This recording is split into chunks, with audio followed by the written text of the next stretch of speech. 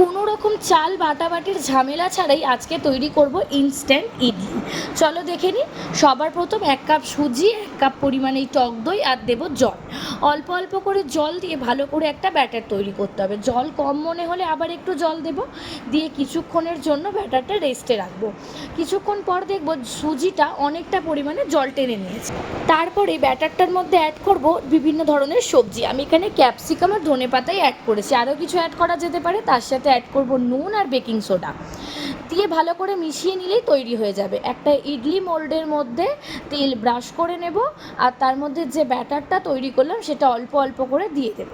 এবার শুধু স্টিম করার পালা। স্টিম করার জন্য ইডলি মেকারে প্রথমেই একটু জল ফুটতে দিতে হবে। তারপরে ইডলি মোল্ডটা বসিয়ে চাপা দিয়ে 10 থেকে 15 মিনিট অপেক্ষা করব। ঠান্ডা হয়ে গেলে একটা ছুরির সাহায্যে জাস্ট ইডলিটাকে ছাড়িয়ে নেব।